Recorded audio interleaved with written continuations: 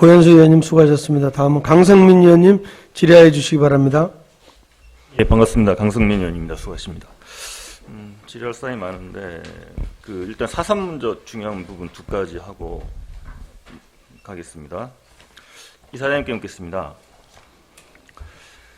4.3으로 인해서 1960년대, 70년대, 80년대 군사정권에 의해서 상당히 간첩 연루 사건들이나 상당히 많았지 않습니까? 그렇습니다. 대표적인 예가 제1교포 실업인 간첩 사건, 1977년도 박정희 정권 하에서 있었던 사건인데 최근에 모두 무죄 선고받았죠. 네.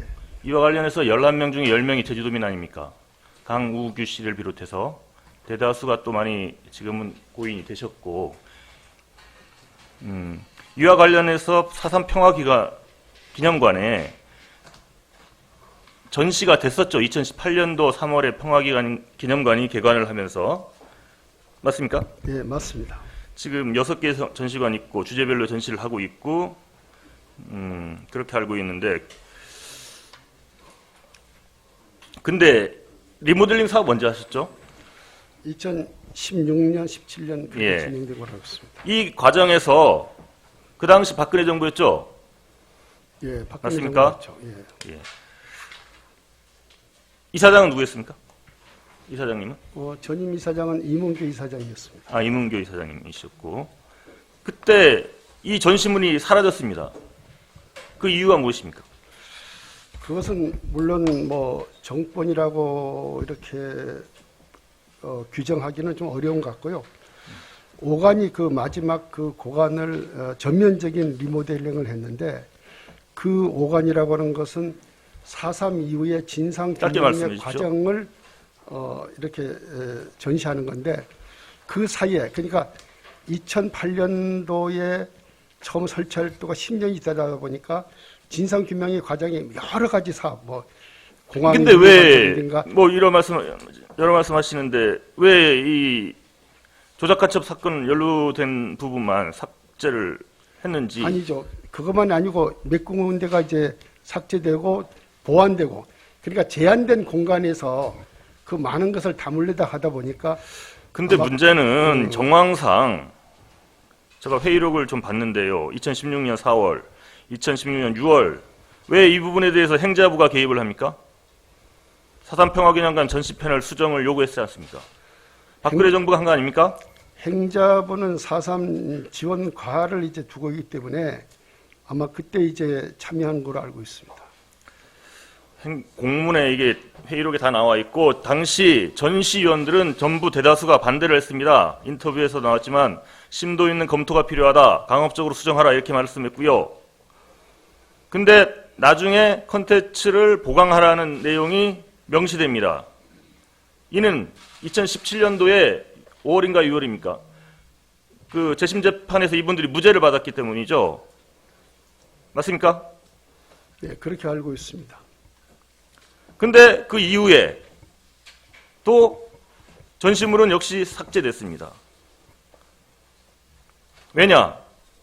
행자부가 예산 편성권을 갖고 있기 때문에 리모델링 사업을 추진하려면 어쩔 수 없이 행자부의 말을 들을 수밖에 없는 상황이었고, 이에 제가 봤을 때는 행자부, 제주도, 재단도 마찬가지일 수 있습니다.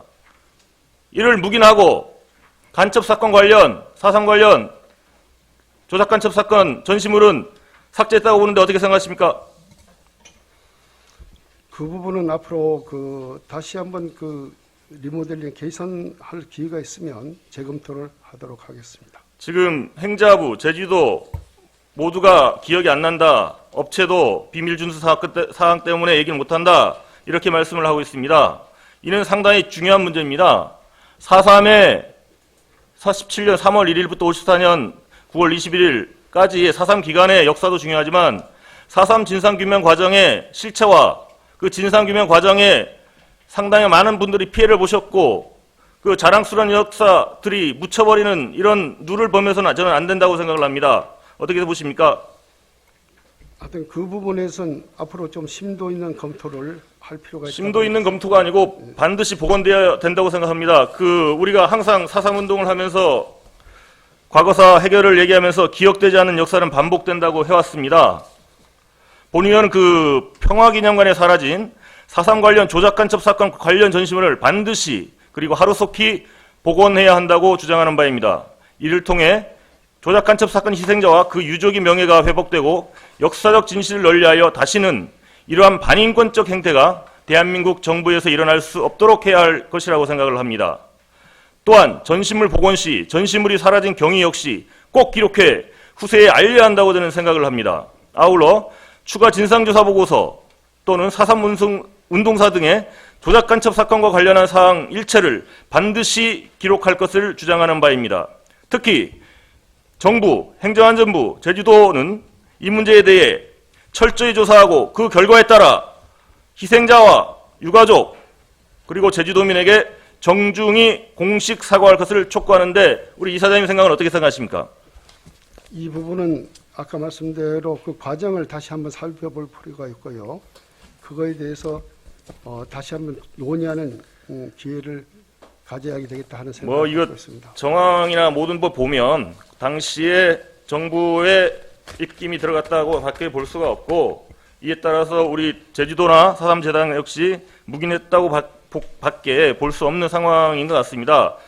이 부분에 대해서는 제주도 우리 국장님 어떻게 생각하십니까? 특별히 책임국장님, 제가 그 과정을 한번 다시 들여다보겠습니다. 제가 지금 여기서 딱 들어갔고 내용을 잘 모르기 때문에 여기서 철저히 조사를 하고 이에 대해서 입장을 좀 밝혀주시길 바랍니다. 그리고 재단 이사님 하나 더 묻겠습니다. 이게 정말 저는 지난번에도 사담특위에서 한번 말씀했는데 이게 답이 없는데 우리 실장님, 연구실장님도 말씀드렸는데 4.3 당시에 수장 사건이 있지 않습니까? 이에 대해서 4.3 재단의 입장은 어떻습니까? 조사를 하라고 했는데도 아무런 묵묵부답인데 어떻게 보는 겁니까? 실체를 밝히기가 어려서 안 하는 겁니까? 아니면 아닙니다. 관심 분야가 아닙니까? 수장에 대해서는 그동안에 몇몇 사람들의 증언이 있었고요. 지금 현재까지 조사한 우리가 2003년에 정부 조사 보고서를 만들 때 그 위에 추가 진상 조사를 할 때도 몇몇 분이 증언은 있지만 그것을 입증할 수 있는 정부 기록이라든가 다른 것은 아직 그러면 4.3 되지 않겠습니다. 예. 재단이라든가 4.3과 관련한 보고서는 모든 게 입증할 수 있는 기록이 있어야 하는 겁니까? 수영인 명부 같은 경우도 불법 재판이지만 수영인 명부가 있어서 했지만 수장 같은 경우는 재판도 없었고 불법적인 것들이 기록에 남을 수가 없지 않습니까? 제가 오늘 책 2권을 갖고 왔습니다. 정부 4.3 보고서 2003년도 발간된 거 10월 15일 날 발간됐죠. 최근에 발간된 추가 진상 보고서에 나와 있는데 를 갖고 왔는데 수장 관련한 기록을 찾아낼 수가 없습니다. 여기 추가 진상 보고서에도 예비검속, 수영인 학살, 행방불명 관련한 기록이 있는데 이러한 증언도 있다. 잘 아시지 않습니까? 예전에 누굽니까? 국민방위군 출신 그 고인이 됐지 않습니까? 장지용 씨. 이분 살아계실 때 증언 4.3 연구소에서 들은 거 제가 알고 있습니다. 그러한 내용들을 정부 보고서는 아니더라도 추가 진상 조사 보고서에 이런 증언들에 대한 내용들을, 기록들을 넣어야 되고 4.3 재단이 뭐 하는 곳입니까? 당연히 조사실이 있으면 이 부분에 대해서 철저하게 조사를 해야 되고 민간에서 언론에서 2000년도쯤입니까? 2000년도, 2001년도쯤에 제주 MBC 그 송창호 기자님이 하셨고 저도 그 당시에 진짜 작은 예산으로 해서 대마도 가서 조사도 하고 자료지도 만들었었습니다. 그리고 최근에 제주 CBS에서도 7부작으로 해서 이렇게 증언도 듣고 현장도 가고 하는데 이게 재단에서는 뭐 아무것도 안 하면 제주도에서는 아무것도 안 하면 뭐 4.3을 진상 규명하겠다는 겁니까? 실질적으로 최근에 보면 진상 규명 예산보단 각종 일회성 행사 사업 예산들이 엄청나게 많습니다. 4.3의 진실을 캐는 데는 진상 규명이 먼저입니다. 조사가 먼저인 것입니다. 이게 거꾸로 돼 가고 있어요. 그래서 이 부분에 대해서 제가 말씀을 드리지 않을 수가 없는데 우리 이사장님하고 국장님 의견 좀 듣고 싶습니다. 어쨌든 우리가 추가 진상 조사는 수장 사건만이 아니고 다양한 분야에 대해서 수장 사건의 중요성은 그만큼 크지 않습니까? 역사적으로. 있는데 이런 것을 이제 하나하나 이제 밝혀가는데 그래서 우리가 추가 진상 조사 보고서를 발간할 때도 이것이 마지막이 아니고 이것은 1권에 불과하다. 그리고 가까운 시일 내에 추가 진상보고서 제2권을 만들 거고 제3권을 만들 거고 그런 과정에서 지금 지적했던 수장 사건도 함께 좀 심도 있는 조사를 하도록 하겠습니다. 예, 반드시 필요하다고 보고 쉬운 것부터 가는 것 같은데 수장 사건은 4.3 사건 중에 수영인과 함께 가장 중요한 위치를 차지하는 역사적 사건이라고 저는 생각을 합니다. 이러한 부분에 대해서는 간과하고 다른 쉬운 것부터만 하면 되겠습니까? 우리 국장님 어떻게 생각하십니까?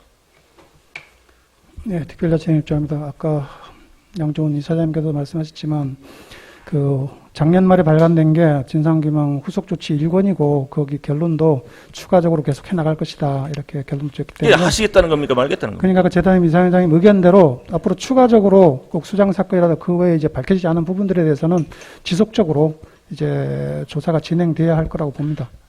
그 본의원은 이 4.3 사건 중에 매우 중요한 지점을 차지하는 이 수장 학살 사건에 대해서 반드시 그리고 조속히 우리 행정당국 그리고 평화재단이 조사를 해야 된다고 생각을 합니다. 민간 영역에서도 하는데 행정당국에서 지금까지 무엇을 했는지 저는 이해할 수가 없고 반드시 이 부분에 대한 진상조사가 선행돼야 한다고 주장하는 바입니다. 4.3 나온 김에 4.3으로 쭉 가겠습니다. 그럼 좋습니다. 그 우리 재단 사무처장님. 네.